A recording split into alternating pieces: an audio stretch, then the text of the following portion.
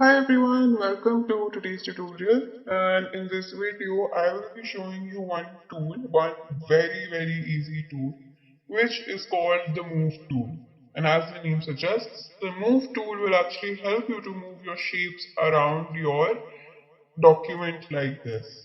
So as you can see that I've already opened up my document, which is 500 pixels by 500 pixels, and I have already made these two different kinds of shape, one which is a rectangle and the other is a circle. I'm gonna make another shape right now, but before that I will be changing the color of the fill that I want my third shape to have, and I'll stick to this color blue right over here. And I will be making one small polygon right over here like this. Okay? So now that we have these three shapes, three different shapes right here, I want to move these shapes around. Right? So if I come over here to this move tool here, and as you can see, it's right here on the top. And the shortcut key for this tool is the letter V in your laptop. So let's move this first shape. So I want to move this shape, this polygon right here on this white space over here. Right, so I'm just gonna select this blue shape and just drag it over here like that.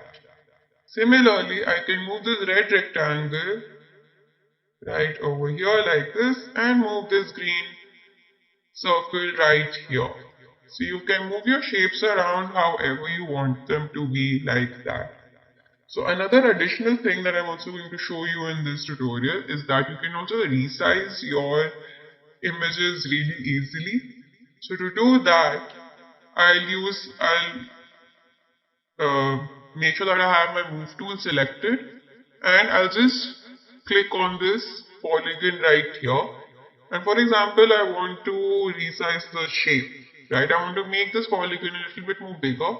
So to do that, I'll be clicking on Ctrl plus T like this, and as you can see that this polygon gets selected, right? So this box comes up. So I can just drag my mouse like this, and then I can adjust the size accordingly and click on OK as well. Similarly, I can make this green circle small as well by clicking on to Ctrl plus T like this, and also just decreasing in size like this. So click on Alt and like this to make your shape bigger or smaller as per your need. So that's it. So this was the move tool, and as you can see, it was that easy to use the move tool to move your shapes around. You can see that I've already opened up this image in Adobe Photoshop, and I want to zoom in on her elbow right over here. I want to get a closer look to her elbow. Right? So how can you do that? So it's really easy. So over here on your left hand side, you'll see this magnifying glass over here. Right, so this is the zoom tool. So if you click on it, your mouse will be changed into this magnifying glass with a plus sign on it. Right? So I'm also going to tell you the shortcut key for this tool. It is the letter Z on your keyboard, on your laptop, right? So if you click on Z, automatically you can activate the zoom tool on your laptop. And sorry, on Adobe Photoshop. Right. So I'm going to take my mouse over here to the elbow right here, and I'm going to click on her elbow once, twice, thrice, and 4 times. And as you can see, as I started clicking on her elbow, that particular point started to get zoomed in. And now you can see that now you can see I can now finally get a better view of her elbow right here. But what if I zoomed in a little too much and I want to zoom out a little bit more?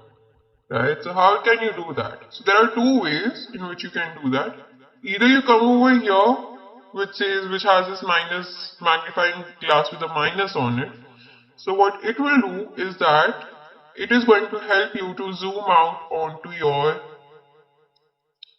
image like that. Okay, but there's another way you can zoom out. It's either this, either you select this one right here which is a zoom out, the opposite of zoom in, or you can just click and hold on to alt and zoom out as well. So it's going to do the same thing, but the only difference is that when you hold on to alt, the plus sign right here, as you see inside the magnifying glass, it gets changed into minus and then you can zoom out as well. So there were two ways as you can zoom out as well, right? So this was the zoom tool. So you can use the zoom tool on your images, or in case if you have created anything on Adobe Photoshop, if you used the pen tool, or if you use one of the brush tools to make any type of illustration, you can use a zoom tool to get a better look at your illustrations and make any minor changes if it's needed. Two tools, namely the quick selection tool and the magic wand tool. So these two tools are extremely similar to each other, and they have the same result, but it's used a little differently, right? So I'll show you how you can use these two tools. So as you can see over here, I have opened up this image of a silhouette of a woman, and it's in black and white, right? And I have already opened up this document as well, which is 500 by 500 pixels, and you'll see in a while as to why I have opened up this document. Right, so after you have opened up your image, I'll come over here where it says the quick selection tool. I'll first show you how the quick selection tool works.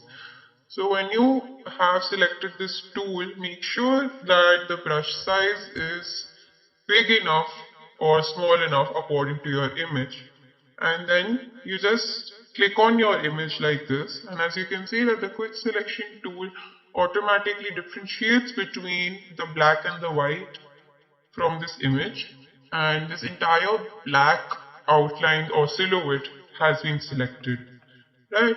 So what you can do is that with the help of this tool, I can actually then move the selection around, right? So if I move this, I can move it over here to my new document like that. And in case if I want to make this a bit more bigger, I can just click on Ctrl plus T on my laptop, and as you can see that this object or the silhouette gets selected, and then I can just enlarge this however I wanted it to be, like that. So another good thing that you can do with the quick selection tool is that it's commonly used to remove the background from an image. Right, so this is again one of the most common tools which is used by designers in Adobe Photoshop. So I'll show you another trick. So now that you have already selected this subject right here, come over here to your layers panel, and if I duplicate this layer by clicking on Ctrl plus J, right, and if I just hide this background layer, you can see that the background color was white, so that gets removed. So this is a very useful tool that the quick selection tool does, that it helps you to remove the background from your image, right? And as you can see even over here, like this image of this lady, right? Wait, Control plus T. Wait, hold up. Yeah. As you can see that this is actually a PNG image now. A PNG is a transparent image without a background, right? No, actually. Right. So coming back here, I'm going to just temporarily delete this layer as well. Okay. So now coming back over here to the magic wand tool. So the magic wand tool does the same thing, except you can see that it's not entirely accurate as well. So you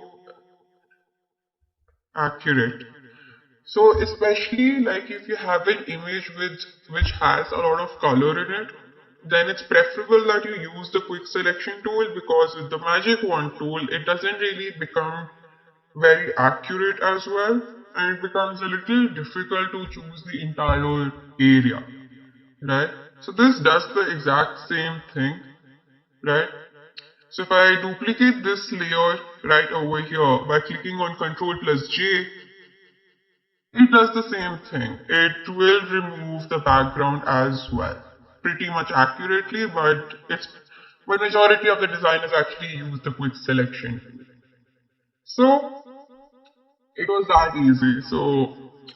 As so by now you know that the quick selection tool and the magic wand tool are both the same type of tool to remove backgrounds from an image and move and you can actually move this around or scale it down or make it bigger however you wanted it to be, like that.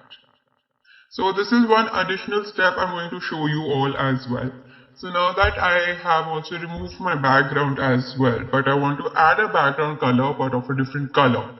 So we can do that by going over here to this adjustment panels, going to solid color, and for example I want to add the color red as my background like that. I can then just, after adding the solid color over here, I can just drag this layer right below my layer 1 like that. And there you go.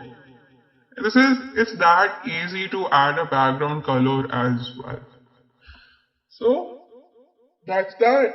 So now that we've come to the end of our video, I hope you found this tutorial to be useful, and with a little practice you can soon remove subjects or you can remove objects from your image and add any type of background color in your images as well by following these simple steps. So thank you for watching and stay tuned for more.